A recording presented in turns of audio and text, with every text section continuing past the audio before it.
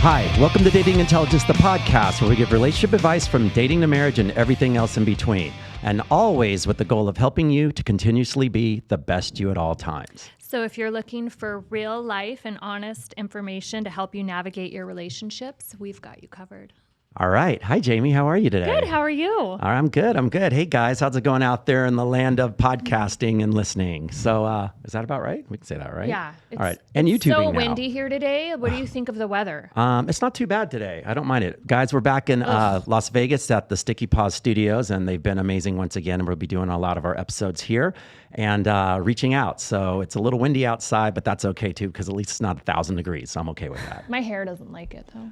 Well, it's just a little thing over here. I like your beard. Oh, thank you. That's new. Yeah, I think I'm going to keep it all the way through. What do you guys think of his beard? Yeah, check it out, guys. Look on screen if you see it. Yeah, look at Got my a little bit cup. of gray, but we'll have to not do anything about that and just probably just shave it off next time. So, but not today. I'm too tired. All right. So we have a great guest on today, Jamie. I know, I'm so excited. Yeah. We've been trying to get her for like months, but she's so freaking busy. Yeah, so I'm she's really super busy. grateful that we finally have her in studio with us. I am as well. And like they say, it's never, what's the word? It's never better late than never. Yes. Is that the saying? Yeah, All right. yeah. Better late than never. All right. So our guest today is a fitness model and personal trainer who uses her social media accounts, such as Instagram and Facebook, to showcase her fitness routines, strength, and motivational content.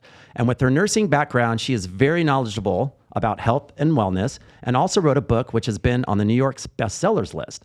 Please welcome Lauren Drain to the show. Hi, guys. Thank you so much for having Lauren. me. How are you? I'm finally here. I'm excited. Wow, you sound so much better on air than Do you do I? in person. I'm I'm liking this it. voice. Yeah. This mic is really fun. I like this. The first thing she said is, she's like, it's so big. This is a nice size mic. I'm all about it. Yeah. I'm like, we like it big here. we do. We go big. We go big. I'm in good company today, guys. You can already tell it's going to be a good show already. So we're super excited to have you on the show. And Thank you, guys. So first of all, like, what have you been up to? We want to catch up with you since it has been Oh my goodness. a few months. What have I been up to month by month? For any of you guys who don't know, I am a mother. My daughter Aria is almost 2 now. So Congratulations. obviously, thank you so much. So mother life is fun. It's very, very fun and entertaining. What else have I been up to? I always am into traveling. I love to travel. Let's see, what else have I been up to? But let's talk a little bit about your fitness plans. Yes, fitness plans. Because I feel like that's huge. Right. So since I met you, I've been wanting to like jump on board because I feel like it's super inspiring what you do. And, you know, life catches up with us. Yes. But Oh my you've goodness. always like kept stayed it the going. course. Yeah, I've been in the fitness industry for like almost 8 years now. Prior to that, I was in nursing. I did nursing for 10 years in acute care hospital setting. But I kind of shifted my life away from like the whole medicine and people, that kind of lifestyle. I wanted to get into preventative healthcare. I wanted people to take back their life, take back their control, and just get into really good nutrition, good lifestyle habits, and just fitness is a really empowering part of my life. And I found like not even just that, it was good for anxiety, depression, confidence, feeling sexy as a woman or a man. And so it's something I really promote out there. And when I shifted away from just constant hospital work, I found that this is a way to really help people feel healthy and fit and strong. So my main thing on my Instagram is promoting that lifestyle. I run 6-week challenges often on there. I have one going right now. We're in week 3. All my challenges are killing it.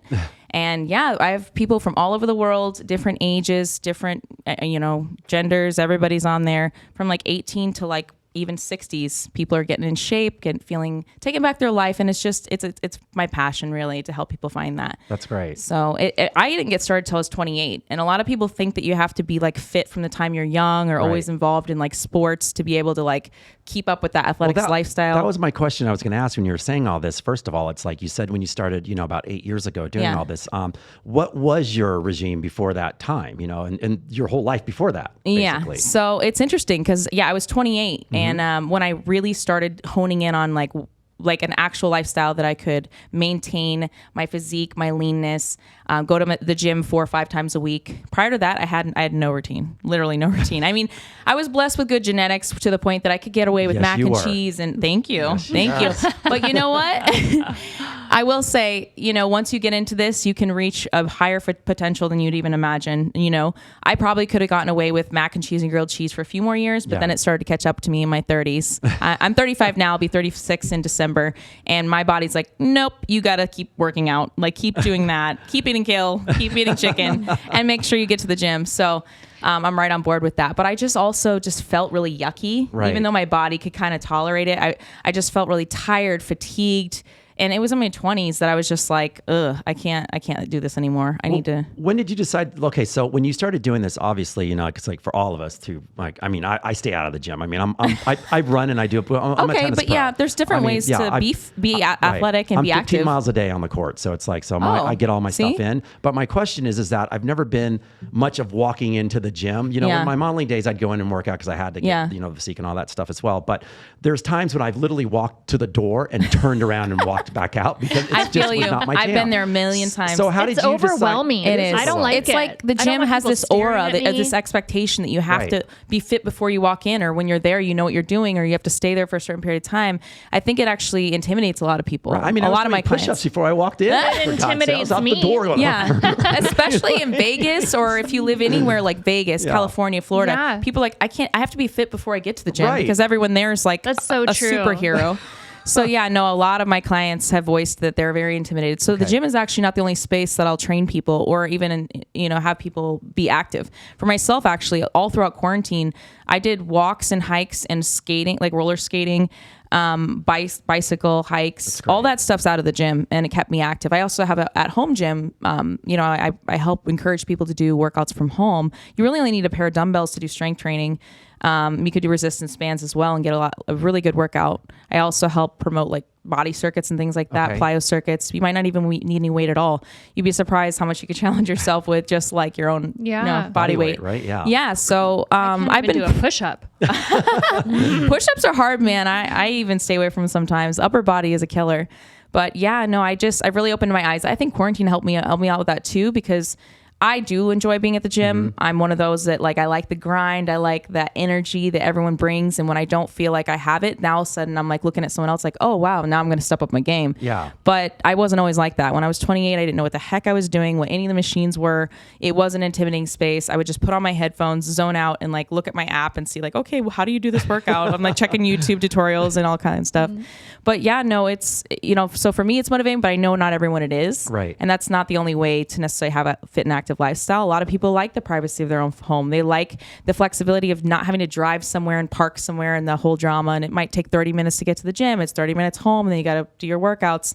So not everyone has the patience or the time for that. Yeah. And so that's why I'm very flexible with my style training. So each person, I customize it to them. And I also have a lot of clients that are, working really long hour shifts. So this might be nurses, doctors, paramedics. They work 12, 14-hour shifts. They don't have time to be driving to and from the gym before or after work and all that kind of stuff. So I modify everything to maybe that person only needs to be working out 3 times a week or 4 times.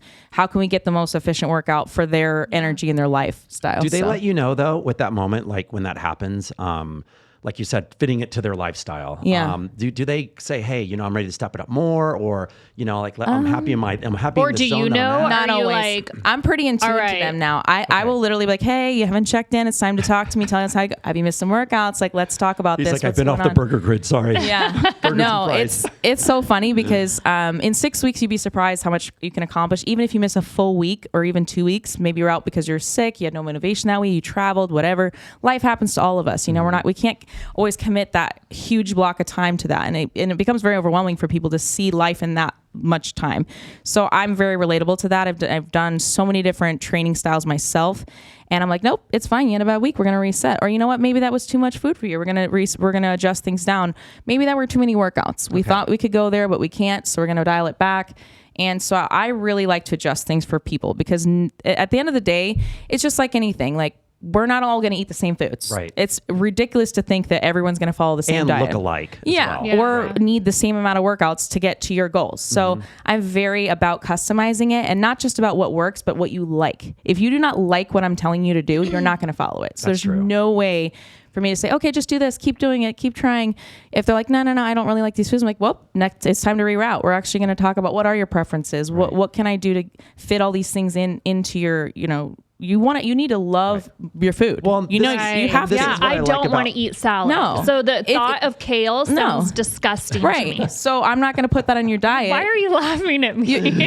Sorry, this is it wouldn't make any sense. The kale conversation. Like I want to be like, can I get a salad with no lettuce? Like I just want the cucumbers, the tomatoes, the feta. And that's great. Like I love herbs. that too, by the way. I literally am obsessed with figuring out what works for you. Yeah. And like if you tell me I don't like all these things, I find as a challenge as a coach, I'm like, I'm going to figure out what she likes. Yeah. Like I'm going to love that. I love it too because everyone's just different. But this is why you're good at what you do. And I was going to say, is you said something a minute ago, why I like what you do and why you're successful at it. It's because you know how to modify to everyone's different needs. Yes. Where most people, like I'm a tennis pro, so it's like when I go out there, if I taught everyone the same, it's like it's not for everyone. No, it's not everybody's work. different. They're slower. They're this. They're that. Yeah. You modify it, and that's a huge bonus for you. So I appreciate that. Yeah. So and I encourage too. I have a lot of people. I call them repeat challengers. They come back. They've been with me like 6, 7 challenges.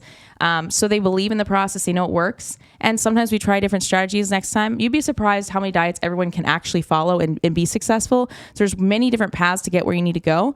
And for a lot, I feel like the fitness industry is trying to tell people you do this cookie cutter thing and it's going to work. That's not true for a lot of reasons. And with my nursing background, I also understand that because there's more variables than just food intake and workouts. There's hormone levels, there's stress levels, there's sleep, all these factors that no one's factoring in that can severely change their outcome. Right. So, I try to be really holistic about it and all encompassing. And, if people want to take it another step up, like maybe they want to incorporate cleanses and detox a little bit, I'm on board. Maybe they want to do, change their vitamins around and all that, I'm on board.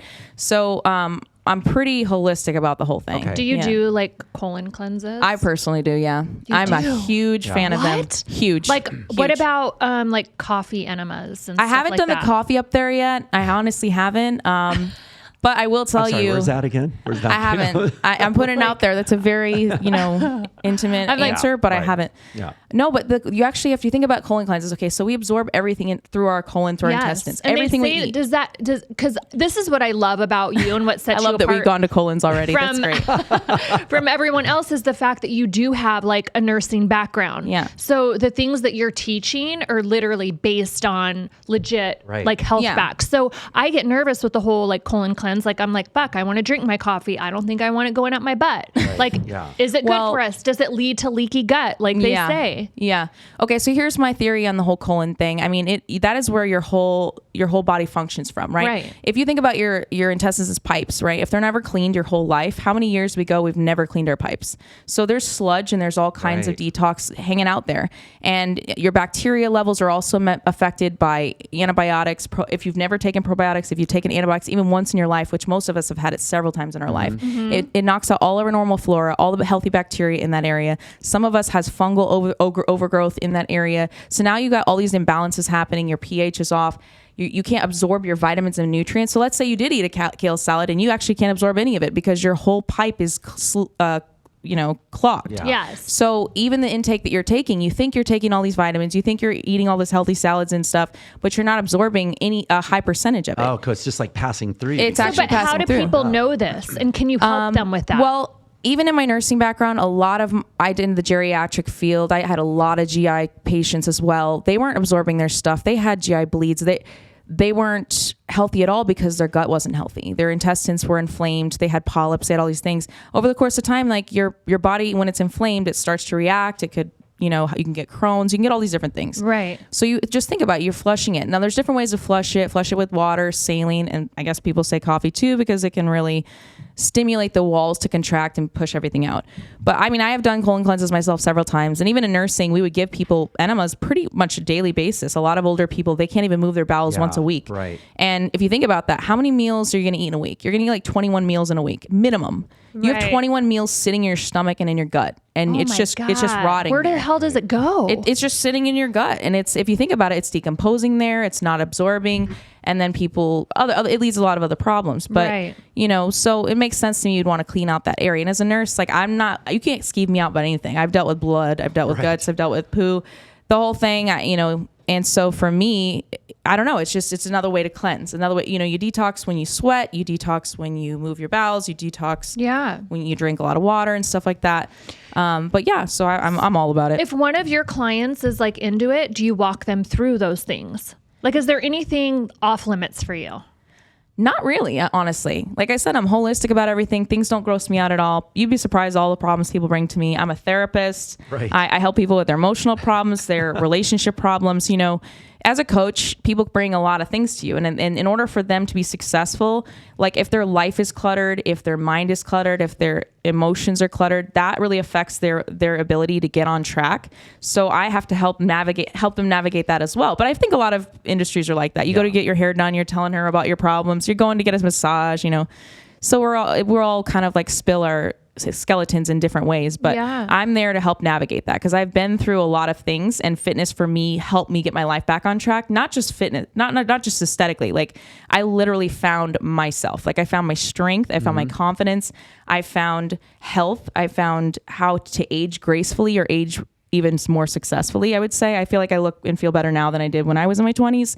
And a lot of my clients, same thing. They're looking and feeling that better now than they did before. So I see it as a whole thing. I don't just see it as, this is a 6-week crash for you to just, hate your life and eat shitty food. No, I see it as like, this is a lifestyle change that's going to help you literally take your power back in your life, your relationships, maybe even your work, maybe reevaluate your life in other ways too, because we all have this strength and we just have to tap into it. Yeah. And I think also the other misnomer in like society is telling people you just have to be motivated. You either have to have great genetics, you have to be motivated. These two are false. There are moments in our life where we get inspired and motivated by things, but they're very short-lived. All the times when I come back to the gym, it's usually because I know this is where I'm going to, get out my negative energy. So my anxiety is going to go away. My serotonin is going to boost. That's one of the reasons I keep going back, not because I'm motivated. And also knowing that I have discipline and I'm just going to have to tap into it. So motivation is what gets a lot of people started, but discipline is what keeps you going. I agree. And then after discipline, what keeps you going is the reward. So the reward isn't just aesthetics. It's also feeling accomplished.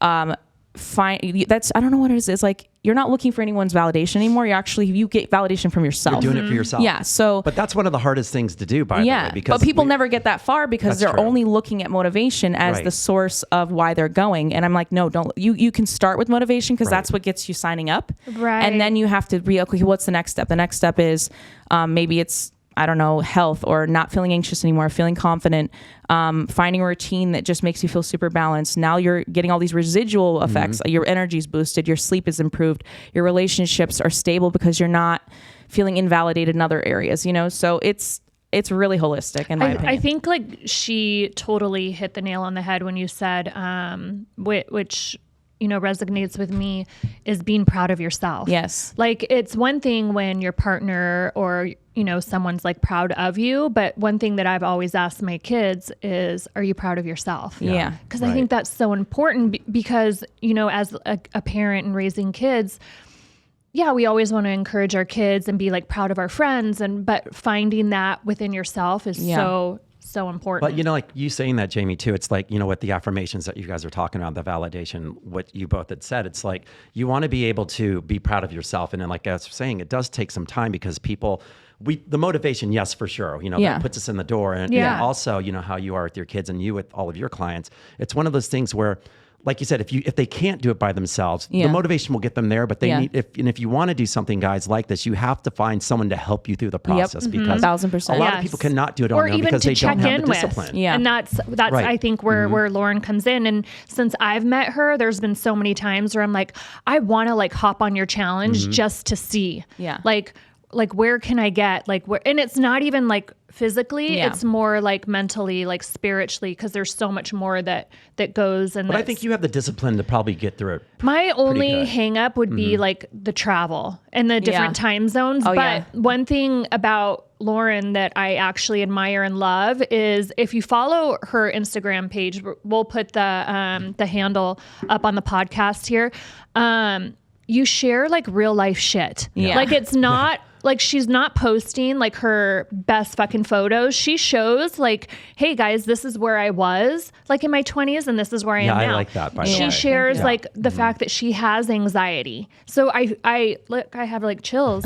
So I love that it's like, so that you're so real, open, and honest. And you put yourself forward in the most vulnerable spots to do that, to make people feel like, oh wow, this is just someone. So I watch your stories and your page, and I don't think I've ever told you like as your friend, but it's so inspiring. Like I can't do what you do. So I freaking admire that. Yeah, I get it. It's not an easy thing to do, especially staying on track fully like you do all the time. And I know that, and we'll get a little bit more on when you go off the rails.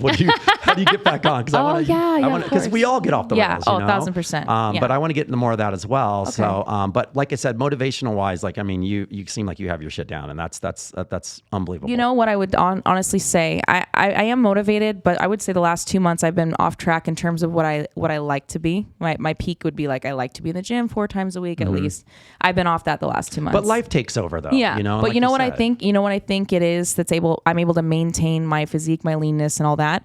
I'm very disciplined with food. So even though I would say 90% of how you're looking and feeling is food. So let's say you're traveling and you can't even get to the gym at all for months, weeks or months. If you have that diet on point, you will look like a rock star. You will actually get results. You'll lose weight. You'll even increase your muscle mass just by food alone. That's what I heard. Our diet is literally like 80-90% of it. It is. You saying that's funny because I have problems with that. But that's my own little mental spin. You have problems with your diet? Well, like you said, like if you just ate without working out, it's like, I feel like, my mind goes, oh crap. Like it's like all of a sudden my brain goes to, I'm gaining weight. Like if I haven't worked out in that way, I feel that's what. No, but it's not true. And it is true. You're right. Because I think our mental is like a lot of it better, too. Actually. But it's funny. Yeah, I have clients that literally straight up, they either don't have the time, energy, or whatever to work out, and they're getting results every single week. Right. Because you have them on a good diet plan that fits for them. And it can even be something where they track it. So like for you traveling, you're not going to be able to meal prep or bring your food on the plane and all that kind of stuff, but you could track your macros on macro counting apps. And as you go, you show up to whatever coffee shop, whatever salad shop, or maybe not a salad in your case, but wherever you want to eat. Cucumber store. Cucumber store. Yeah. What do you eat? I don't know. Fast food place will find something in the menu, but no, there are ways to track. And like Lauren, I don't even know what the hell a macro is. That's okay. You don't have to. You're too pretty to know what a macro is. I'm like, can we put Baskin Robbins in the? Sure, go for it, girl. Like I always think I'm like can you imagine? Have you always been so lean your whole life? I don't even know if I'm lean. I feel like I'm a skinny fat. Have you always been a skinny fat? Like if that's skinny fat, we're all want to be skinny fat. We're in trouble. I feel like a lot of it is like the martial arts because I trained for like literally 15 years. Oh yeah. So since the time I was like 5 to almost 20, I was literally in studio like doing 4 to 5 days a week, like hardcore training. Yeah, that makes a huge difference. I don't know if it's like muscle memory or what, but but I believe in that, right? It is muscle memory. But you know what? Like I said, I was going to tell you guys. So when I got into the fitness space where I was actually like weightlifting and doing cardio all the time, 28, 29, 30, for like a solid 4 or 5 years, I was really into it. And I would say the last 2 or 3, I was pregnant, I had postpartum, then I had my baby, and now she's almost 2. The last 4 years, I have not been like on point. When I'm saying not on point, I might hit the gym once a week, I might go running twice a week, but because I have that muscle memory now, because I trained hard, I dedicated just 4 years of my life to just really being consistent.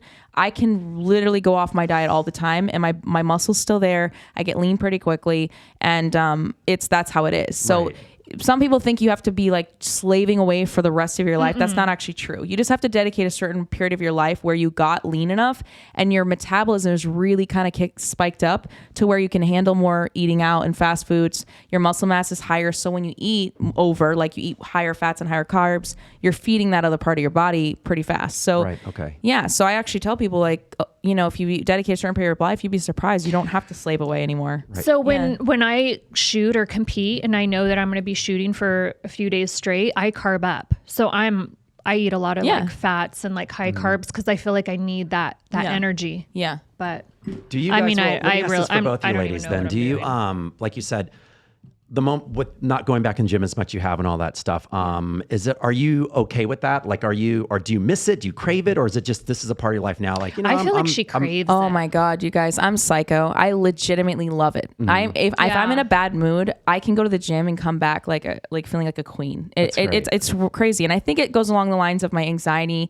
I have anxiety. I'm not depressed often, but I do have moments where I'm depressed. And if I am, I go to the gym and I feel better, even if I wasn't motivated. It has nothing to do with motivation. Just simply has to do with your serotonin levels. A lot of us are prone to lower fluctuating serotonin, and serotonin is what can lead to anxiety and depression, or both. So you get a natural high from lifting and running and exerting. So when you exert yourself, it naturally boosts that serotonin. And I feel it pretty strongly because I'm not a big person. I don't want to be on a lot of meds. I don't want to be, I know all about meds as a nurse. I know the side effects. I know the long-term effects. I'm not saying people shouldn't use it if they need it. There are people that need that for their chemical, balances. But I find such an instant result from working out that I'm amazed. Like, literally, I'll be at home and me and my husband are fighting. He's like, "Don't you need to go to the gym?" I'm like, "Yeah, I do actually." Like, it's time to go to the gym. It's like worse than like PMSing. Like, I legitimately. So when I tell my clients, listen, you might not be like me at all, where you have that drive to go, but if you find the therapy in it, if you stay consistently long enough and you recognize that shift and you get the runner high afterwards, or you get the lifting high afterwards, it really is there. It'll literally affect your neurotransmitters and it'll make you energetic, elevated mood, these things. So yeah, that's me running. When I get that mode, I feel it. Like, you have to pay attention. I will never run in my life you don't like unless you have like, I actually skate dangle now. something in front of me so I can like get to it. Okay, but aren't you like running and exerting during shooting? I mean, you are, right? Okay, so they're like short little bursts. So, okay. Yeah. You're so like stealing second base. Exactly. Right. Nice. And even when I played ball, you guys, I was like the slowest runner ever. So they were just like, "You run like a girl." I'm like, "I am a girl." And they're like, "Stop moving your hips like that when you run." I'm like, "I don't know how to." So, is it an ugly run? I want to know. Is it an ugly run? I think it's like they're like, "You're playing a sport. This is not Baywatch. Like, get your ass to second base." Yeah. But that's funny. I don't know. Okay. Yeah. No, but you don't have to. There's so many different ways now. Like, I'm not a runner. Honestly, I like lifting, but I feel like I need help. So like I can start it, but I want someone there by me to coach me and to, my posture's fucking awful from modeling because we're always like, stretching out and doing weird poses. And then I just feel like I need 3 more. So I need someone to like help me get those like last 3 reps in. Yeah. No, and a lot of people do. And they need either someone to train with or a buddy that knows what they're doing. Yeah. Follow. There's a lot of apps nowadays that'll help you with your form and stuff like that if you do have to be alone. But so that's not abnormal at all. A lot of people need that like motivation or correction to make sure your form's on point. And I worked with a lot of different correctional trainers as well that were telling me my form was off. I could be corrected even more. And every single one of us has imbalances, whether it's due to our posture, one side of our bodies are more dominant than the other. They have, so your body will actually compensate for those things, especially if you don't correct them over time. So even trainers, I'm talking bodybuilders, people that have these amazing bodies, they all have imbalances. And I've actually worked with several people to help correct mine, and it'll help with my posture, it'll help with back pain, it'll help with all these other things that we're probably eventually going to struggle with. But they can be corrected without getting medications, without getting surgery. So that's another reason I'm so avid about it, because once you get into it, it goes so much deeper than just the aesthetics. Yes, everybody wants to look sexy and look amazing. Right. That's how you catch them. That's how you grab their attention.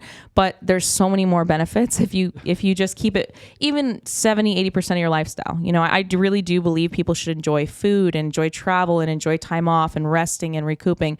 So I'm not one of those crazy psychos that's like, "Oh, gym every day, no excuses, no days off." Like, that's ridiculous. Like, get out of bed at 5 a.m. We do need days off. Like, that's kind of insane. And people get overwhelmed by thinking that if they're not every day, then they're a failure, which is not true at all. So what are your thoughts on, I have a question for you, and you can pass if you'd like, but what are your thoughts on like 75 hard? Because lately there's been that exactly? Okay. So I love that you don't know. So Andy Frisella, 75 hard first form. Yes. He has a program and it's 75 days straight. Like no taking Is it the off. whole the sobriety thing? Not even, so no drinking is actually one Part of them. it, yeah. So, there's like, 5 things. So it's like no drinking for 75 days, 2 That's a long workouts, one inside and outside. So it's not only about like your physique and building. It's the mental like fortitude and everything that comes with it. But there's a lot of people that start it and they can't fucking finish it. Wow. Right. 75 days is a very long time. Just in my own personal experience with like 8 years of clients, I've trained thousands of different clients, and they're all walks of life, different ages. They have, 4 kids and 2 jobs. Like, in my experience, I find that when people are starting off, they really need structure and they need a goal and they need a time limit, but they also need a little bit of flexibility, because if they get anywhere and they fail, they feel like worse of a failure than if they got started, and it will discourage them from trying again. Especially if they miss a day. Yeah, if they miss a day, but it's there's so many factors. It's very psychological. It's not even just physical. Like physically, everyone, if you were put in a room and say you're going to die if you don't do this, everyone can succeed. Any walk of life. But because there's no consequence, there's no consequence. You're just going to go back to your life. You're not going to lose your job. You're not going to lose your home. You're not going to lose your family. You can make excuses. And your mind is so crazy about making excuses. You're hungry. You're craving. Your friend is eating. You have a wedding to go to. You want to drink. Your mind just keeps playing with you all day, every day. You're playing with yourself And the whole reason time. why I think it's so intense, even just on that level, because I've even stepped it up to a level where I've started to fast intermittently and then even fast for days at a time. That right there will really like test your discipline and your limits. Like you think you're hungry when you're not. You're craving things when you're not. You see things, and we're bombarded on the TV screen. We're bombarded at work. We go in, there's donuts on the table everywhere we go. As a nurse, there was always cookies and cakes and donuts every single nursing lounge I went to, and I'm always having to pass it up. And it's crazy that it's not even physical. Physically, we can do it. Mentally and emotionally, we're so addicted to food, and like even just socially addicted to it. Like we think that if we go to a wedding, we don't eat everything that's there, that we're not enjoying the experience. When in fact, the people are still there. They're still getting married. You're still taking pictures. You're dancing. You look that's sexy true. In your outfit, but you don't think of it in that way because we're so conditioned to think food is everything. That's the only way to enjoy life, or, so it's all in the mind. And when people are starting off with this and they don't have the practice to talk yourself in and out of things and have backup plans and have, it becomes way too overwhelming. But the second time they do the challenge, they have a little more confidence and they have a little more experience. The third time they do it, they know what the heck they're doing. They have recipes set out. They're excited to do it. They're bringing their friends with them. They're bringing their fiancés with them. It's crazy how like each time you do it, you get better, more efficient, more powerful. It's like the whole accomplishment thing. You already know you can do it. But if someone fails, it actually brings their confidence lower. And much harder to do. So the whole again, all or nothing thing, I find for the masses is not necessarily going to be now, don't get me wrong. There are 1%ers that are hardcore and they probably follow Andy Frisella and they're like, 75 days is, yes, I'm a freaking badass and I got this. But I'll tell you, they're struggling too, and they're not telling you that they cheated once or twice. And even when I did competition prep, which for me was the most hardcore badass thing I've ever done it like 6 or 7 times. I was cheating and I was doing 12-week preps and things like that. I just didn't tell my coach that I had this, that, and the other, So he probably doesn't even know that they did slip up. Now, I mean, I think there are 1%ers or less than 1%ers that can really do it, but those people probably already subjected themselves to certain levels of discipline. So 75 days is doable. Yes. But if you're talking about your average person that doesn't even know how to work out, they've never really planned out their meals. The whole thing, you'd be surprised. Every tiny little thing throws them off. Yeah. They'll be like, I went to the grocery store and I got overwhelmed and I left. Like that's the first step and you're already done. That's me in the gym. Or someone else will be like, okay, I didn't have time to grocery shop this week. I'm done. I'm like, you actually can eat out and just track your meals, or you already know what to eat. You just have to look at the menu and select the right things. But you're right, though. We all go to that point of once we can't do it, we check out. We do check out. And not only, I mean, it's one thing you can bounce back, but when you don't have the discipline to bounce back, you're like, it's done. I failed. I'm done with this. And they think it's like all or nothing. So, it's that mind game of like, okay, I failed. So why keep going? I did it wrong, whatever. But no, actually, you're picking yourself up and trying to find a different path. Like I'll literally be like, okay, so I didn't meal prep. So what do we got at the airport? Okay, I'll eat this. I'll eat that. Oh, what do we got on the menu?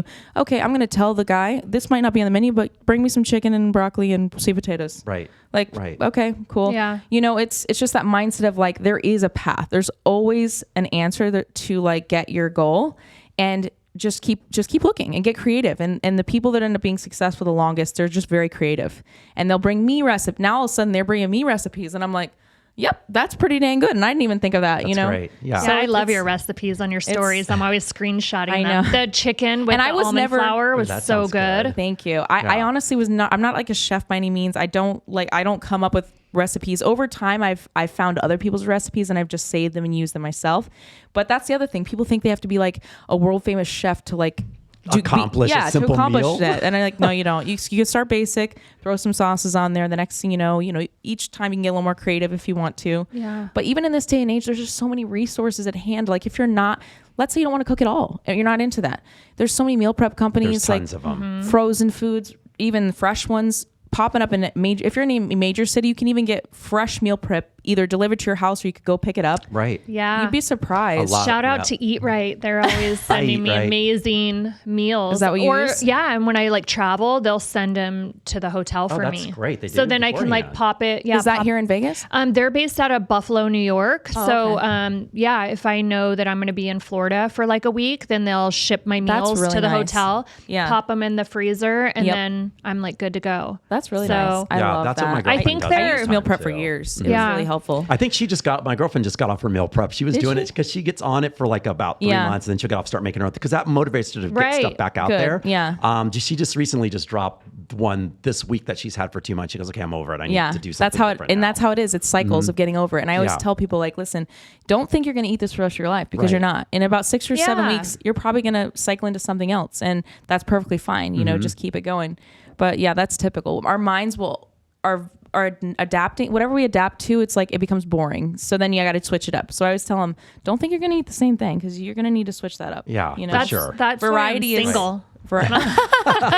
Oh my goodness. Which is another episode we're going to discuss, by the way. But we should, let's... Okay, so this is all, guys, this is all, question. by the way, you guys need to watch this on YouTube, the video, because Amber, this all these things, I'm not calling her Amber, by the way, Lauren, sorry, looks amazing today. She's super fit and she's a mom and she's just got her shit going on. I mean, if I'm going to have to start getting some fitness tips and workouts from her Married? as well. How long have you been married? Yes, please. 6 years. To Dave, right? His name's Dave. Yeah. Dave. Yeah. And we were supposed to have, David. we're going to get him on hopefully as well. Yeah, or maybe we can get you guys on together. Yeah, let's do it. But so I have to sit taller in my chair when he gets something like this. He gets on just to make sure I'm sizing up to that. That's so funny. Yeah. Oh, that's man. great. We've been together for 12 years, but married for 6. So yeah. Well, before we get into our topic though, guys, because we're going to talk about our topic episode, which this all filters into it. One last thing. How did you know you were ready to start doing like the fitness, like modeling into this part of your walking in at 28 for the first time, doing this whole thing? I think it was a whole variety of things. I was 28. I was like, oh, I want to get in the best shape of my life. I'd already got married, so it needed to be like the next goal. I already had my career going, wasn't ready for kids yet. So it was just like that spot where I needed like a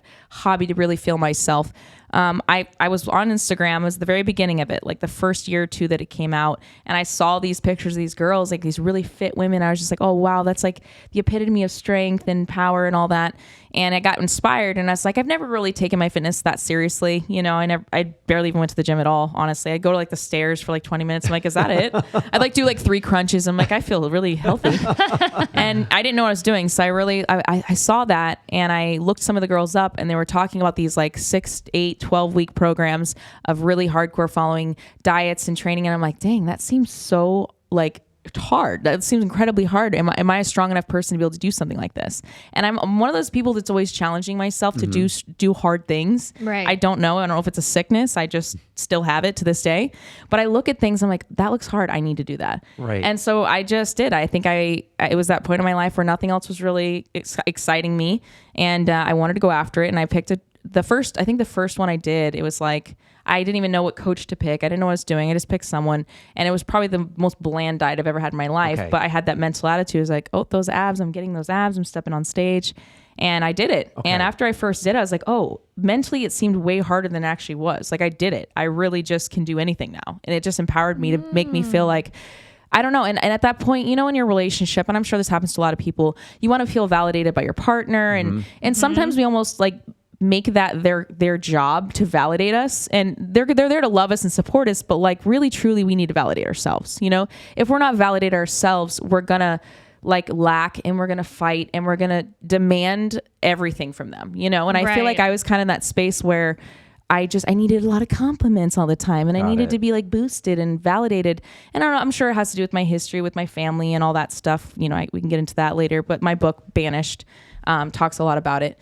So I, all of a sudden, for the first time in my life, I validated me. Like I didn't need, and not that my husband, I still love him and compliments are great. You know, don't get me wrong. Ladies love compliments, but I finally felt so like strong myself. Like I didn't need someone to validate me or tell me I'm good. You found your own empowerment. I just felt empowered myself. And it was like the most amazing revelation of my life. I was like, wow, like this is awesome. I don't need, so that when that happened, it was this whole love of the game. Okay. I fell in love with the competing itself. It became like a little bucket list thing I wanted to get better and better at, which I did.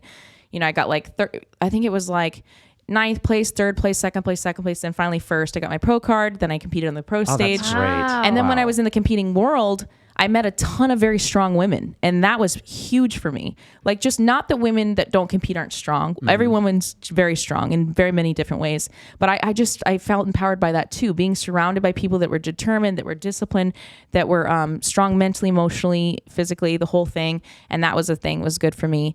And I just think, where are we going with this? Oh no, you're how did it get started? You're doing great. Yeah. Just wanted to know how you got started in your fitness. That's how it got started. Started competing. And then, like I said, it evolved into this whole other thing where that's how I was staying healthy. That's how I felt. I kind of was looking at where I was in nursing and I was just saying, we're feeding so many people medications. We're not really teaching them how to have these healthy, active lifestyles. We send them home on more meds than they came in on. I just like, is that really the epitome of health and fitness? I felt like I needed to be more part of the preventative health side of healthcare, where I was helping people, you know, not have to be on blood pressure medications and cholesterol medications and all this stuff. Like if you're keeping your body healthy and active, or you're eating more healthy, like you can pivot away from that. A lot of people can. And another thing I noticed, I had like 10 to 15 years experience in the hospital. I never saw someone walk in that looked healthy. Everyone looked like they've never even seen a place to work out. Like, you know, so that started to shift and I was like, okay, there's a real big thing here. Let's keep people out of the hospitals. Let's keep people happy and thriving and quality of life. Like nobody should be here. So here's a fun question for you, since you've been a nurse in the hospital for a long time.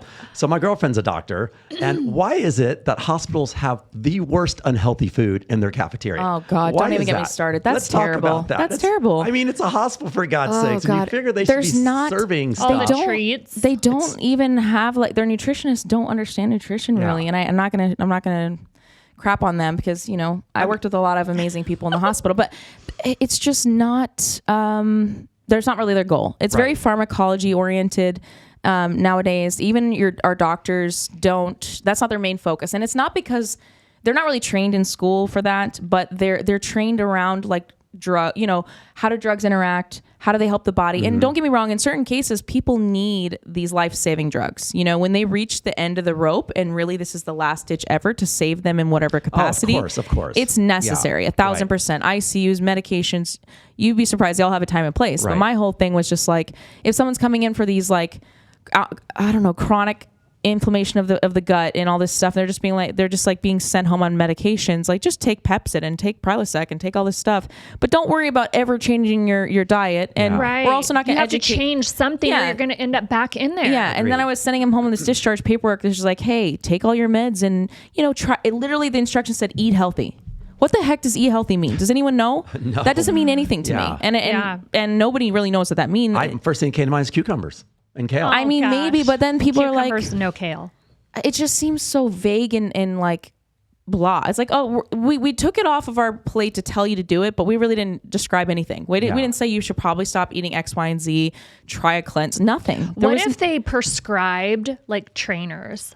Like, that would be nice. You know what I mean? Like, this is what we're prescribing. Yeah. You need to follow up with a nutritionist. Yeah. Right. You need to get in the gym like 3 to 5 days a week and actually prescribed like fitness and wellness. And back to your original question about the food in the hospital, I don't even know where that comes from, but like I wouldn't even eat, like none of us would like even eat that stuff. I mean, you walk in there and you're just like Jello. You're right. Or like mystery meats that are like, I don't even know, dude. It's worse than like the kids menu meals. Like you're just kind of like, you know, you said not to eat. Maybe I just won't eat the whole time.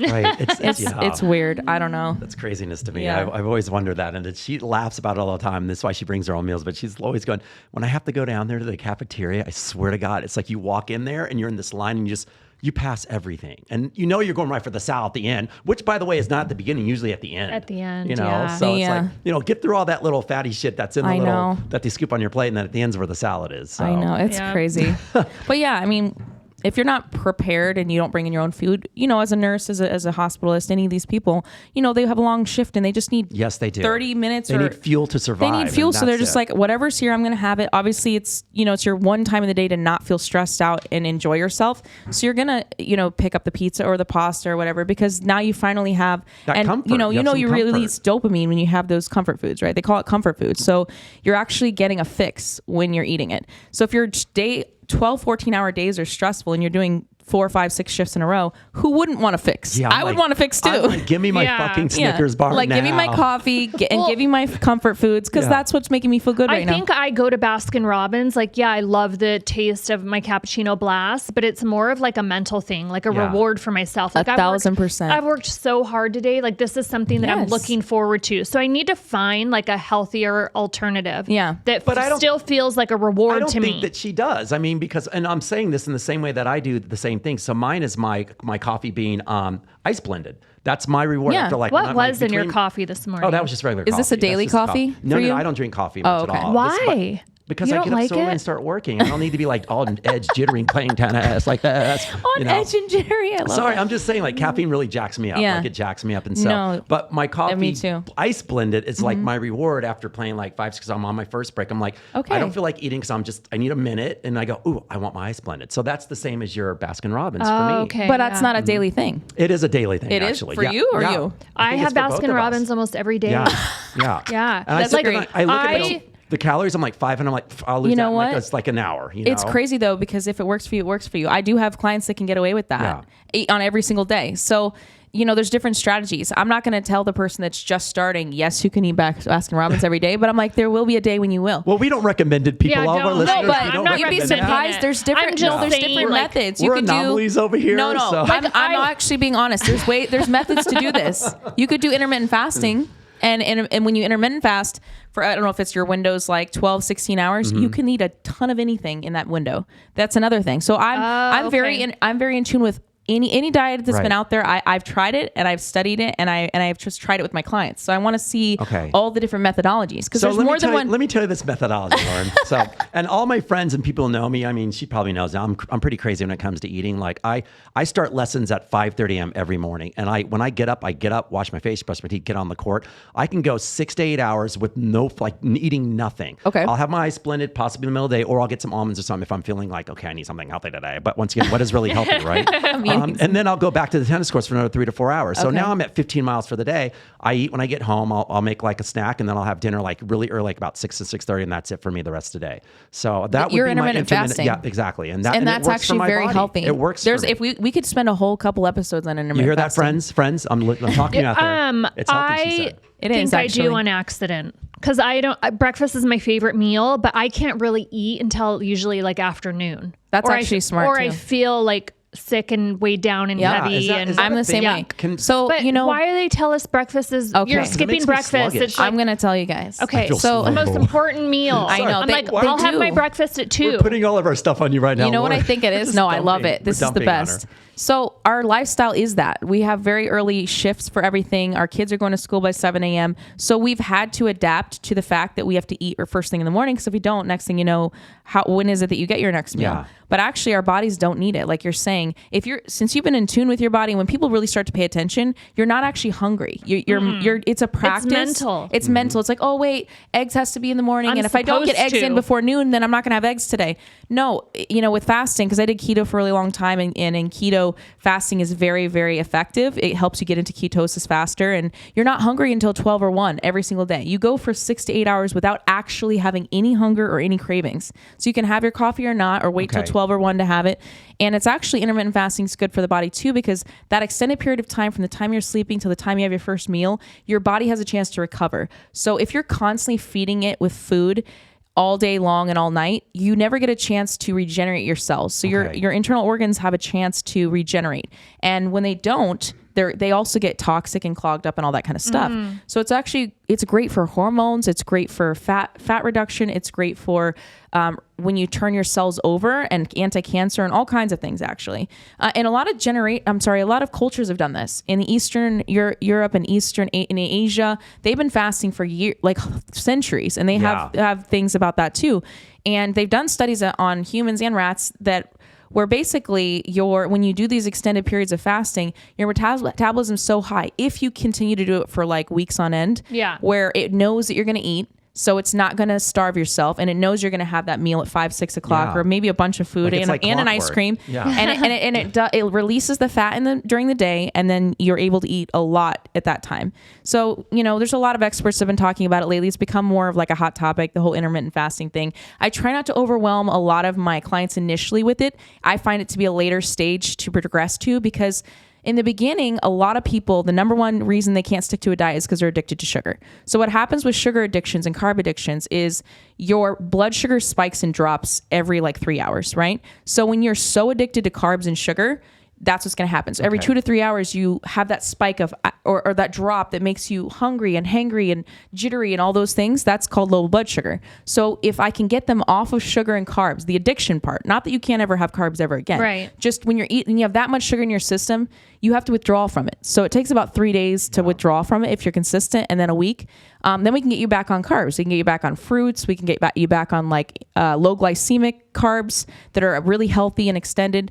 But that's why I don't start with intermittent fasting, because what I end up doing is saying, hey guys, we're going to eat every 3 hours. You're going to have all these meals prepped out, and then their blood sugar remains stable. It doesn't drop. They don't get the cravings, and now they're losing weight. Okay. So that's why in the beginning I started that way. But ultimately, intermittent fasting is the way to go. If I made people fast when they have carb cravings, they're going to go nuts. Yeah. They're going to be hangry. They're going to be jittery. They're going to be moody. They're going to be depressed. Well, it's like taking a drug addict off of their drug. Exactly. And so, you know, that's the reason. Mm-hmm. So you detox the sugar, then you... Well, good, because I'm low carb all the time. Like I don't eat. I feel like you eat extremely clean. Yeah, like I'm the bad example on you. Well, no, I'm actually not. I mean, it's just once again because I feel like I intermittent do things. That's good. There's moments when I want what I want. So then you can reward yourself. Yeah. Right. So that's good. Okay, so we're gonna move on with this, but it's all and everything we're talking about. So guys, today we have Lauren Drain on the show. Thank you for being here. By the way, you're amazing right now. I want to keep you here all day. This is so fun. Yeah, I would put you in my pocket if it fit. Put you in my pocket. But we're gonna go on to our episode topic today, which is fitting. You laugh, I know, because we're so late in the game. Yeah. But this is all intertwining of exactly what we're talking about right now, and she's already answered a lot of these questions that I'm going to ask you. And so the episode topic today is "Can't Hardly Wait," WEIGHT, and it's one of those things where. What compels people to let themselves go in a relationship and not care about how they look anymore? And what should you do to help each other out? Should your partner speak up? You know, that thing where it's like, if I, for instance, my girlfriend, would I ever go, honey, you know what, you've gained. You're getting a little chubby. Oh my God. You don't look skinny in that dress anymore. Like, and they, and by the way, and guys, this is for the guys out there, don't get sucked into when they ask you, do these jeans fit? You always say yes. They fit like a glove. Of course. And just you because look like a queen. That's a loaded question sometimes, unless you guys already have that honesty where she goes, no, please tell me, and then she can handle it. Yep. All right, so let's talk about that. Like how, and by the way, how do you get your partner on board so they like stay on track with you, but without putting them down, you know? But I mean, hey, it's a good question. Let's do this in steps. So first of all, we're going to keep that question because first of all, couples gain. We all it's like the freshman 15 or whatever they call it. We all gain when we're happy and we're comfortable. Yes, we do. So when do we make that decision? Like, holy crap, how are we going to get out of this? And do people actually get out of it? They do, and a lot of couples can do it together. That would be like the ideal situation, right? We're both on board. Let's do this together, and it becomes a team effort and joyous and ideal. But not everyone's on board at the same time. Someone might get inspired or motivated at one time, and the other one's not, and it can cause this conflict of like, I don't want to insult you, but I also want you to be on the same page as me. And so I've actually had a lot of people ask this question. Okay. I've had people also say, I want to buy, your program for my girlfriend or my wife or my fiance, but I don't want to insult her. Maybe she looks up to you, but I also don't want to say, hey, you actually need to lose weight. Right. Because that's insulting. How about you buy it for yourself? Yeah, here you go. This is for me, but it's also for you. It's a touchy subject, but you know what? I got you the lap band for your birthday. Yeah, here you go. Here's a salad for your birthday. It is a touchy subject, and I try to tell people, listen, at the end of the day, you need to do it in such a way that is encouraging, and if they're on board with it, like if it's a goal that they want, a lot of times I find lead by example works the best. So if you can't be like, oh, here's a challenge for you, but I'm also still eating cheeseburgers and fries and pizza. That's insulting and now condescending. Like I don't need it, but you do.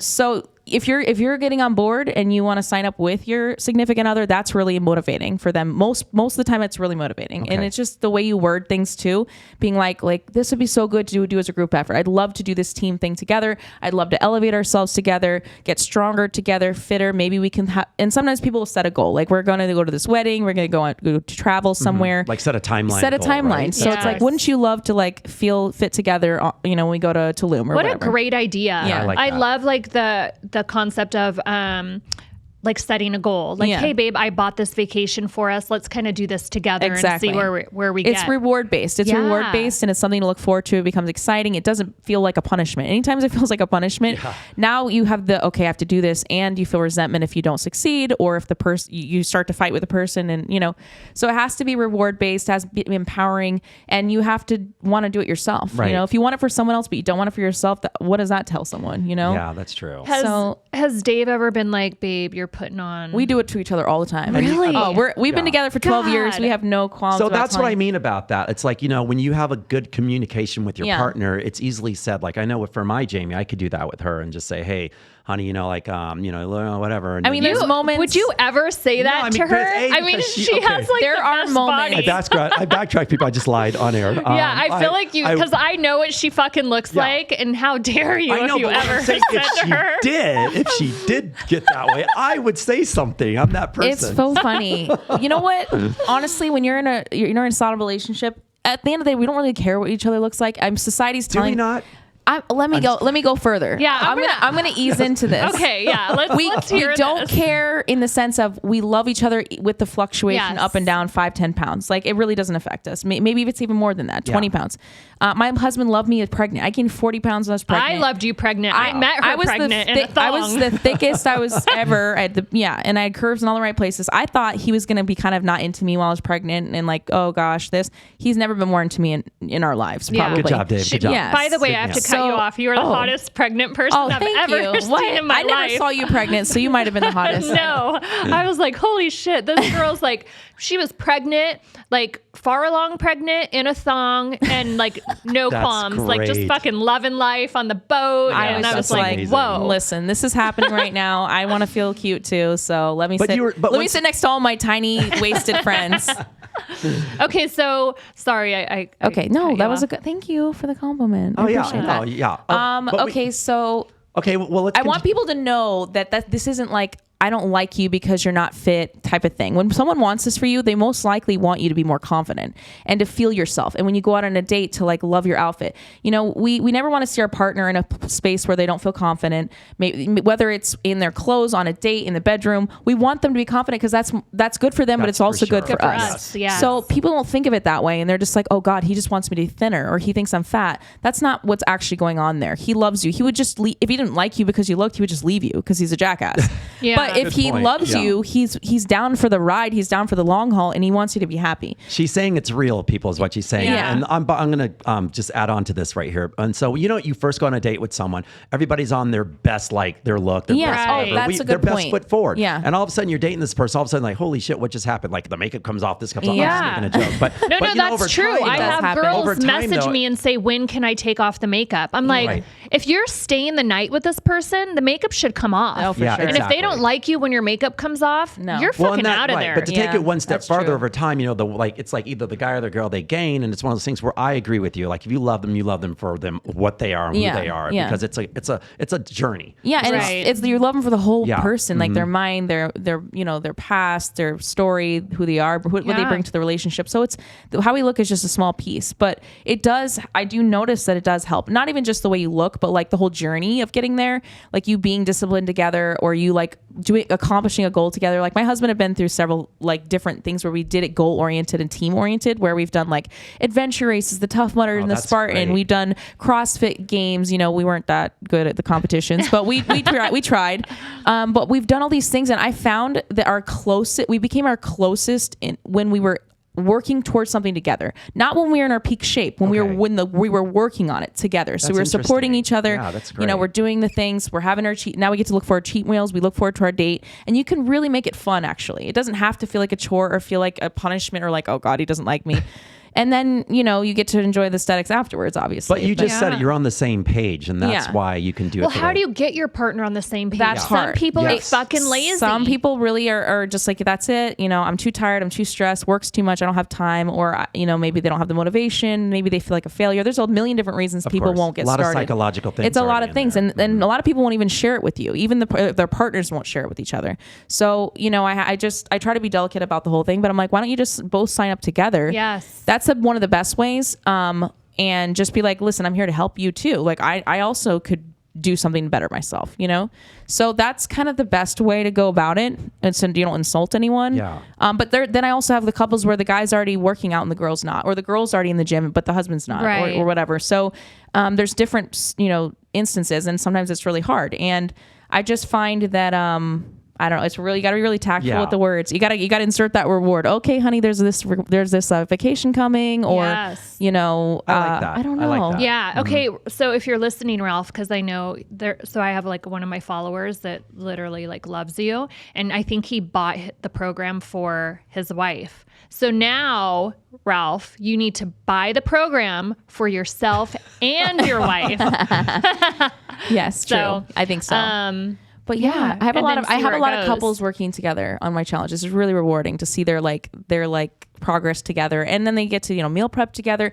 It doesn't feel like one person is doing things by themselves. Me and my husband, he never follows my plans, by the way. Ever. He was like genetically blessed, and it's annoying as hell. Like he can literally eat pizza all the time and just never gain weight. He usually loses weight more than he gains weight. So for him, the struggle is putting on muscle mass. Right. So, and eating. He has like no appetite. I don't know where that came from. We always joke that his Russian side, like they had to ration out there, and so he just never developed an appetite. So it's like, it's a dirty, dark joke, but no, it's so we're in very different playing fields of the workout desire and then the desire to be on nutrition and diets. So he does his own thing, and every once in a while I'm just like, can you get the pizza out of here? Like I'm fine with it because I'm very disciplined, but I'm like, get it out. Like you're annoying me. That's me with Chinese. You're annoying me with all the pizza. You don't like Chinese food? No, with me with Chinese because I have one in the house all day long. He literally the last 2 weeks he's had a pizza in every single day. Yeah. And I'm like, dude, really? And then on top of that, we have our daughter who I've been trying to feed her healthy foods. She's had pizza for breakfast, lunch, and dinner for like 2 weeks. And I'm like, really, dude? Like, okay. So let's talk about that then. Let's talk about that because that's part of this whole thing. It's like I was telling Jamie earlier. Why don't we talk about the Doritos that you hide in the garage? That's what I was going to say. So with my ex and my current partner, they're both fit and they're both in the fitness and things like that. So, but once again, I crave what I crave sometimes. And so I'll bring in the potato chips, and even my current partner for 4 years, she's like, you know what? She goes, I never had this stuff in my house to shit in my house before you moved in with me. And I was like, but I like it. And so now I have to kind of hide it. Hide it in a good way because I know that if she sees it, she'll just want to munch on that as well. I'm the same way. I'm the same exact way. A lot of us women. You hide your food? No, I'll find the food that my husband hides. So he literally buys all the stuff. I don't know if I'm allowed to cuss on this show. Yeah, you can. Okay. He buys all the shit. He buys all the shit, and it's everywhere. It's in the cabinets. Like he comes home, and I'm like, "Did you buy anything of substance?" Like there's literally there's these marshmallow treats and just like these things you put in a kid's lunchbox when they're like in second grade. There's like Little Debbie's, and I'm like, "That's what you're eating? You went grocery shopping. It's not like you went to the gas station on a road trip. Yeah. You grocery shopped for Little Debbie's." I'm like, really, dude? I'm a fitness model of your wife. I'm like, can you please? Hilarious. He can get away with it. I will say we dedicated a good 4 years of like every day we were going to the gym together. At the peak of my fitness modeling career, I was hitting up every fitness photographer, and we were all working together. Right. And so he was with me 2-3 hours a day for 4 years. We were training. So he's got a really nice physique now. He never has to work out. He can eat whatever he wants. That's great. But how does he curb it in the house when you say there's pizza in the house every day? How old is we're Dave? still struggling. Okay. What'd you say? How old is Dave? Dave's 39. Do you feel like the age really comes into play at some point? Because I feel like people say that to me all the time. Wait till you have kids. You're not going to look like that anymore.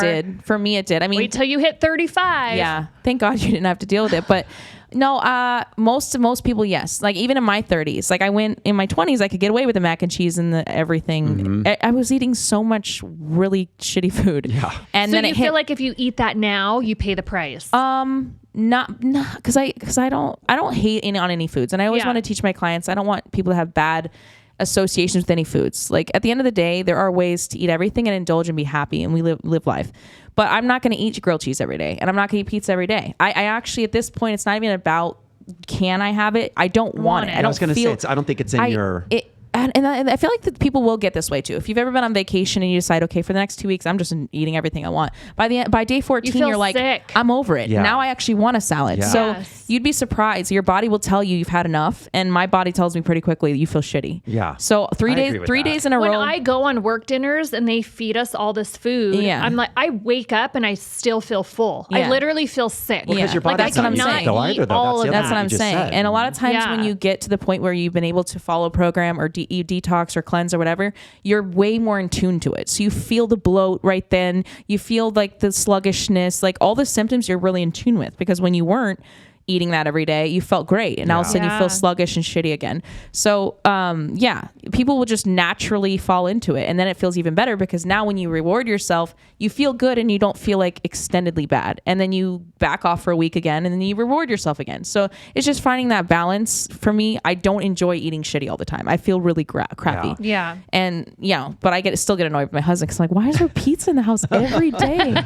It's so annoying. Yeah, That's really funny. I know. Yeah. Okay, guys. So, Lauren, thank you. You've been like, this is spot on today. This is a really So good good. episode. I think it's going to help a lot of people out there, especially couples out there and relationships where, Yeah. the motivational thing is huge with all this, by the way. If you guys in your relationships out there, just make The sure. discipline, like she said. Yeah. Make sure that know? you don't, what's the word? Approach your significant Be other. delicate with it. And you know what? Just do it yourself too. Because I agree. Anybody can improve themselves also. And listen to the cues. Like if let's say if your partner says, God, I need to get back in gym, motivate them by, I think that would be okay at that Lead point by to buy them a example. gym. Lead by Like example. 3 like instructor things. Hey, we'll do this together. Or whatever, even like fish it that. out, feel it out and see like, are you, I don't even know how you'd really word it, but just be kind of like, I follow these people on Instagram. What do you think about, their lifestyle, or maybe like they like to train a lot? Is that something you'd ever be interested in? You kind of just bring it up and see if they're in it. Because some people are not ready. And you have to be mentally and emotionally ready for that step. And maybe they'll be like, listen, right now there's a lot going on, but maybe in the springtime I would be ready. So they're like, okay, cool. So not pushing too hard, like now, but like, hey, are you open for this? Let's do it together, Right. And I Agreed. kind of feel like if you're doing it too, sometimes they'll hop on board. So like Exactly. before I go to bed, like sometimes I want to do like 100 crunches or whatever. So if they see you being consistent sure. and mindful, then they're going to want to be like, oh, maybe I can do that too. I like that. Yeah. So I did that for my 51st this year. Like I Did told you? my 65, I was like, hey, I go, I'm 51 this year. I'm going to be the fucking hottest 51 dude out there. So 2 months before I started doing all my like push-ups and crunches and stuff, and she goes, I want to do that with you. And so Yeah. she got on board. We're on yeah. the It floor doing does. stuff together. It works. It's Yeah, really it was amazing. exciting. Yeah. I mean, my favorite times were when me and my husband did it together. Like I obviously love doing it for myself, but when we do it together, I just feel like a superpower. Like Yeah, we're it's like, like extra a team. motivation, we're like a right? couple, like super couple. I don't know. It's really Yeah. fun. It's a good I love bonding it. experience. It's a good. as well. That's what it is. It's a good bonding experience Yeah. too. Yeah. So what are you excited about now? What do you have coming up? Like where can we find you? Oh, wow. I have so many things. I'll actually be in Costa Rica tomorrow. I'm flying out tonight. I'm going to be doing this female women empowerment retreat. That sounds great. Yeah, Tell us about it. What is this about? Love that. Well, it's a female mastermind retreat. Basically, there'll be about 15 people there. It's a luxury retreat. I'm going to be doing more than one type. But yeah, in Costa Rica, basically, it's to help empower women, take back their power in their life. It could be with their relationships. It could be with their business, just their own personal confidence. A lot of us in life experience traumas and all, whether it's a relationship or our parents or whatever. And we go through life and we don't really handle it or deal with it so much. Mm-hmm. And we could use perspective from other people who have gone through things and help really empower ourselves. So it's something I'm really dedicated to. I'm excited about. There's going to be some fun things too. I'm going to be my little sister's coming too. It's going to be her birthday. I'm going to take her surfing. fun. My daughter's coming. My husband's coming. So I'm a huge person into travel. I love nature. I love exploring. I love the beach. I love jungles, all that stuff. So it's going to be a really fun way to just like chill out, enjoy travel.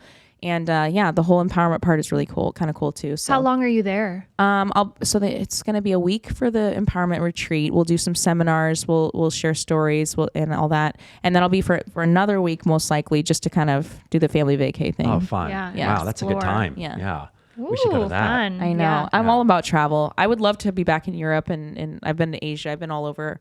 But with the whole quarantine thing and COVID right now, it seems like travel's pretty restricted to a lot of places. Yeah. I think Bali just opened up. Oh, nice. I love Bali.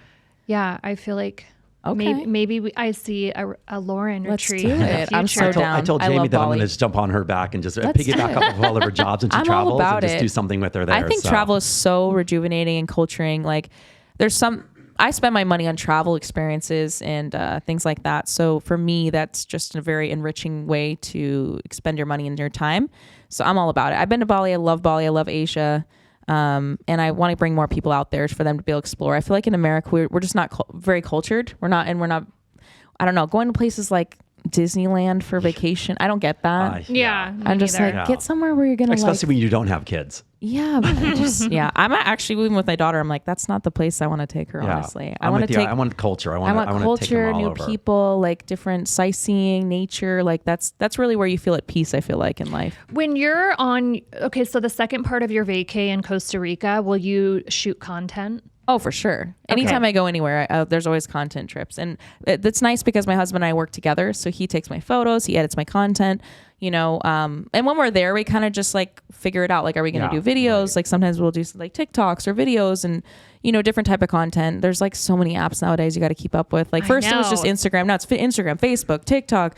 All these things. It was, And we were talking a little bit earlier, like offline, about the OnlyFans or fans only, because I think a lot of time it has like a negative connotation. But Lauren brought up a really good point. It looks like they've kind of cleaned up their act, right? Yeah. So with the whole OnlyFans app, for anyone out there who doesn't know, it had a huge stigma around it for years. It was a porn app, and you're going to find porn on there, and then probably like almost porn, like implieds and things like that. So I stayed away from it entirely for a few years, and I had a lot of friends in the fitness space, because I do fitness modeling, I do modeling, I do hyper sexy content like Jamie. Yeah. Your content's very sexy, but it's just, I don't know. I've always kind of loved the female body. I think women are incredibly sexy. Men can be too, but let's be real, women are the sexiest. I'm going to agree with that statement. I don't know. It's just like such an art form to be able to show off the body in whatever way. God made a lot of beautiful people, and we all, I think, can reach that full potential. But I've always been about that, like, photos being artistic. It's exciting to get ready for it. I even like try to have my clients do boudoir shoots after their challenges, just to feel sexy again, because not everyone's a model, but you can still bring out that power even privately if you want to. But yeah, so with OnlyFans, I was trying to figure out how to pivot it because, I am a mom, I'm a nurse, I'm a fitness trainer, I'm an author. I'm legitimate, people look up to me in legitimate ways, and I want to retain, those type of followers. Mm-hmm. Like, I don't need all the people that need to like drool over me. Like, they can drool over someone else if they want to. That's not the substance of who I am and why I have followers. So, but you know what? It's still creative and it's still sexy. It's still something I'd be doing. Instagram doesn't pay you for any of that. So we've been putting out sexy content for 6 years, not getting paid. For free. And then on top of that, I put out sexy calendars. I put out sexy posters. And at the end of the day, this is a platform that's a digital calendar. It's a digital poster. You're making money for sexy images. That's really what you're doing. And if people want to pay for that, and that's something that they find artistic, creative, sexy, whatever, then go for it. I feel like it inspires a lot of women too. Yeah. So when I saw hers, like, I know that she's a respectable like entrepreneur. Yeah. So I'm like, man, if Lauren can do it, why not? I already have sexy content on my Instagram. Yeah, totally. And the thing is, I've already kind of broached that part of my life where I don't care about the sexy stigma anymore. Like, I was a registered nurse. I still am a registered nurse. I've had my license for almost 15 years. I was acute care ICU nurse, cardiac nurse. I was in the throes of it, coding patients. Like, I love that stuff, but that's a part of who I am, and it always will be. But I also like to be sexy. And I think it's really kind of ridiculous that society wants to put us in these little categories. Put you in these boxes. And and I'm a Christian too. And it's like, oh, you're not allowed to be a Christian because you like to be sexy? Says who? And I'm like, all the judgments, I'm over it. I've elevated past it. And I know a lot of, Christian people, or even people that are spiritual, that also like this and like to do this for themselves. So I moved past the stigma of it, and I've been past it for years because I've been in the fitness modeling space and all that. So once OnlyFans decided to make their platform, they took away the porn completely off the platform. Oh, wow, it's not allowed anymore. Okay. They have implied still, they have sexy content, but now they've actually legitimized other parts too. So you have comedians, you have actresses, you have musicians.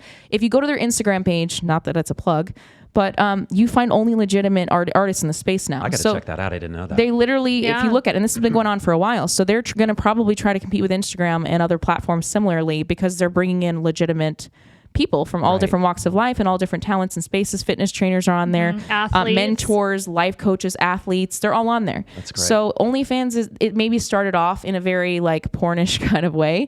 And there's always for people who want porn, go to your porn sites, but they're legitimizing their app now, and they're paying their, I don't know if you want to call it influencers, or they're paying the talent on there. That's a good way of putting it. Yeah, they're paying their talent now. So, Instagram's great in a way, but it doesn't pay their talent. It never has. It's made us put out our content for free, and they'll also like throttle the hell out of our pages and stuff like that. Which is ridiculous. Yeah. So I don't know. With the ads. It's weird though, because I'm going to get people that maybe don't connect with it, but I feel like my audience is damn aware that I put out hypersexual content, and they also know I'm a mother. They know I'm a wife. I don't know. It's one of those things where I can literally be around another married couple, around a serious couple. I have no interest in that, like that woman's man, like stealing him, nothing. Like I'm happily married. I'm happy in my life. And so I think people that follow me understand that, like that's not a threatening space. And I just happen to think that the female body is beautiful and I have a lot of friends in the same space. They're either models or fitness models or any types. And they also put out hyper sexy content, and I'm not threatened by it. I'm like, go do your thing, girl. Be a queen. You're a queen. And I think even people that aren't models or don't have that like propensity to be on TV or on social media, they might not have that like, propensity. They still ultimately want to feel sexy, in their relationships. Yeah, agreed. So why can't we make that more legitimate? Why can't we make women feel, even if you are a doctor, even if you are a nurse, you should still be able to have that. And maybe you'll have it privately just for you and your person. Maybe you'll put it out there. Some people, but when I was working as a nurse, I started putting the content out there before it was like even legitimate. That was kind of weird to be a nurse and a sexy model. And I had my coworkers chit-chatting and talking. And then I had the threat of like, am I going to be able to, like, some people have even been threatened to like get their job taken because of their social media content. I'm like, their social media has nothing to do with their job. I know, and that's what literally, that happens a lot though. It's just crazy. And I just think that shouldn't even exist, because like you're saving lives and you went to school for what you do and you're professional at work. You're not naked at work. You're doing your job. But why can't you be sexy in a different space? If I'm on a beach, you can go to a topless beach in Europe, and is anybody complaining? No one firing you from your job. No one's complaining or firing you. But if you find it in a picture, now all of a sudden it's an issue. It's just stupid. It's honestly a stupid social stigma. So I think people are opening up and waking up to this, because if you hang out with any of your groups of friends and you're out for girls' night, who's complaining about everyone wearing sexy outfits? No one. Absolutely. And hey, girl, you wear that thing. You look at your booty. Everyone's building you up because it's girls' night. But when you clock into work, all of a sudden being sexy is like not legitimate anymore. It's just kind of, so I think what's happening in society is we're breaking through those, barriers a little bit, and to be part of that movement is exciting. So I had a lot of hesitancies, especially about that platform because of the stigma attached. But I also was like, you know what? Playboy, I actually posted this on my Instagram. The cover of Playboy, me in this like sexy lingerie in a like, cute compromising position. And then the cover of Vogue. It's the same picture, same outfit. If people see it on Vogue, they're like, oh my God, that's a powerful queen. But if they see it on Playboy, like, oh, she's kind of a slut. Yeah. And it's I saw that post. But I'm like, that's the same person doing the same thing, but you're going based upon labels. Yep. What's the difference? Honestly, she's wearing the same thing. She's doing the same thing. So why do we judge her for who she is because of a picture? Yeah. So, or like Victoria's Secret, like you go into the stores and they have like their models at the forum shops topless. Yeah. So you see everything. Yeah. So, but because it's Victoria's Secret and you're on this platform, like all of a sudden it's trashy. But, yeah, exactly. So I'm just kind of like, no, that's, yeah. And so that I would never even have thought of that, the whole like, topless beaches in Europe thing, had I not been a well-traveled person. But then I thought about it. I'm like, because I've bursted outside of our culture, now I have better frame of reference and better perspective, where it would be like nobody would criticize anyone at all on vacation. Right. Go ahead, wear no shirt. I don't care. Nobody cares. And if you don't like it, don't go there. Like if you don't like my content, don't come to my page. Don't criticize it either. The thing I'm not forcing you to come look at my photos. So the fact that you're going to make a negative comment or take time out to send me like a disgusting message, like it just don't come to my page. It's just a projection of their own negative self-image. And the more and more I'm around women that are empowering themselves, they're not intimidated by other beautiful women, because at the end of the day, like we're all beautiful. And there's no one person that's like the most beautiful or whatever. It's just a lot of different, it's a lot of different. Right. So when women can find their own confidence, they don't feel all these other negative feelings towards other women. In fact, we can connect more. We can share more girls' nights. We can share more girls' trips. And we feed off of that positive energy with yourselves. And I noticed in the beginning of the fitness industry, a lot of women were very in the competitive space where I'm competing with her and her and her, and I'm jealous of her, and I feel intimidated by her. And these like constructs that we put up in society have made us separate from each other, when in fact all of us could be very well connected and empowered. And you're not going to get along with everyone anyways, but at least it's not this space where we're shaming each other, we're not jealous of each other, and we're not intimidated. And I find I'm very happy to see a lot of my followers have connected with that, because not everyone has to. And you know, if someone doesn't feel confident about themselves and they still look up to me, that's amazing. Like, it makes me feel really happy, because I don't want people to look down on themselves. Right. I want them to feel empowered. I want them to reach their full confidence and potential, because I was there before I was 28. Gosh, I had no confidence. Zero. It happens. I mean, it's just a part of just life. And just like you said, it's just, you said everything just beautifully. I mean, just empowerment, just people like learning how to be in their own space, but also being appreciative of everyone else's, what they're doing, and not feeling like it's always a competition, or writing negative comments because you feel like you're lacking something in your own life. So you have to reach out and shun someone else. No. So, all right. So at the end of every episode, Lauren, we are going to do a question of the day. Oh, okay. And so you get to answer this question first. It's just something that we do, and I think that this is kind of right up your alley. I try to keep it along the lines of what we're talking about. So, and I brought this one out pretty fast today. Look at that. Got it down. Yeah. So most of the time he can't fucking find it. And I'm like, I feel like we need that song. But I found it today quickly. All right. Okay. So here we're going to go. So it says, "Hi, Jamie and Christopher. So a friend turned me onto the podcast, and can I just say, love what you two are doing on the show. Your guests have been top notch, and the subject matter has me now going to the YouTube to watch, because you both have perfect chemistry. So here's the question. Summer's winding down, and my work days have gotten longer now that travel inside the States is becoming somewhat normal again. Whatever, Southwest. Anyways, I am on the road at least 3 out of 7 days a week, and I know that I'm not going to get my exercise in as much as I did during my stay at home. I definitely don't want to fall back into the trap of my old habits pre-COVID of not doing some form of exercise while I'm on the road. I lost like 20 pounds this past year by working at home, and it freed me up to stay on a steady regimen of 4 times a week. But already 3 weeks back on the road, and I haven't done more than once a week. How do I balance this while I'm away? I really like being a 34 waist. Help. Signed, Friendly Skies." Okay. All right. I get a lot of questions about travel, and I travel a lot, so I'm experienced with that as well. You know, it depends on if you're living hotel life. You obviously can find hotels that have fitness centers and make sure you have access to that. Check their hours, all that kind of stuff.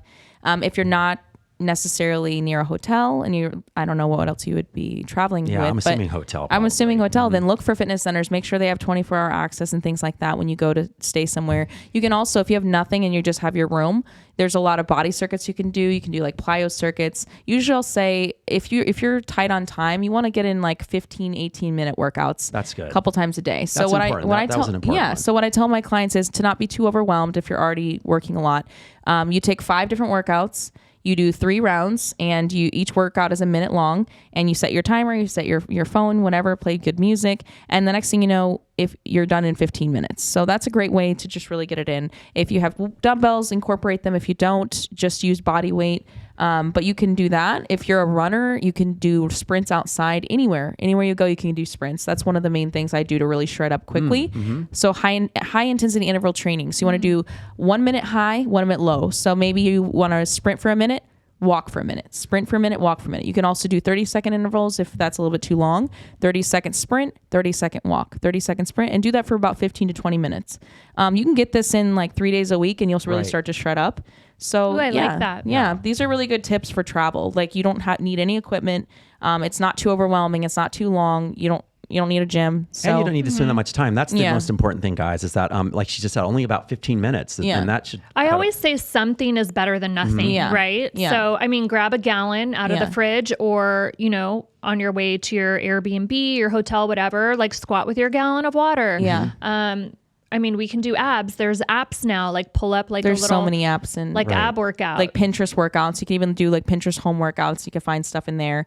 Yeah, as far as food goes, you want to stick with high protein. You need veggies at a couple of your meals, and yeah, maybe only pick carbs at a couple of your meals. That's what I'll tell people. So I'll say 2 to 3 ounces of carbs at your meals. Get your veggies in. Stick with proteins first. You know, if it's breakfast, you want to make sure you get your eggs in first. If you eat animal proteins, if you don't, obviously vegan proteins, but. Yeah, so high proteins, get some veggies in, Jamie, even if it's sometimes even I if it's ask blended. for like grilled vegetables. Like if I'm at the airport, like I go and I'm like, can I get grilled vegetables? No butter. Good. Or you can blend it up into a smoothie, or there's a lot of juice things too. I mean, now I don't know where you're traveling, but nowadays there's so many places, even at the airport, that are having like healthy options to grab. Yeah, they've and go. gotten better, and, like I'm sure you can always find something. Yeah, like oftentimes I like to do high protein, high fat snacks because I'm pretty big into keto. It keeps you fuller longer, so you can go 6 hours without eating. I'll do like the nuts and the cheese and like veggies and things like that. So. Yeah, or maybe chicken jerky. I love that sriracha chicken jerky. Oh, I love it. Oh my God, sriracha. It sounds spicy. Spicy's yummy. James, do you want to add on, or did she answer quite? Oh my God, no. Great. I think we covered like so much and more. So I'm grateful for having you. Thank you. Thank you for this was super fun. For motivating. Right, and please plug. Where can everyone find you? I know that we put it up on the screen. Hi guys. Here but for the listeners, my big thing is on Instagram at Lauren Drain Fit, and you can find me on also my website laurendrain.com. I have all my programs on there. I have a backup page, Lauren Drain Fitness. What else can I put? Lauren Drain on Facebook. Okay. Oh God, there's everything. Then there's TikTok. I think TikTok's also Lauren Drain Fit. Guys, if you just look her name up, just even Google it, she's going to come up on so many things. So, but I think that. Thank you guys. You're so welcome. Much. You were amazing. Fun. Okay, great. Jamie, anything you want to plug before we? No, always like Microtech. So they're my favorite. I have this little. Ooh, that one is little. This little cute guy today. She usually brings out the big guns on this one. No, I brought a little baby one today.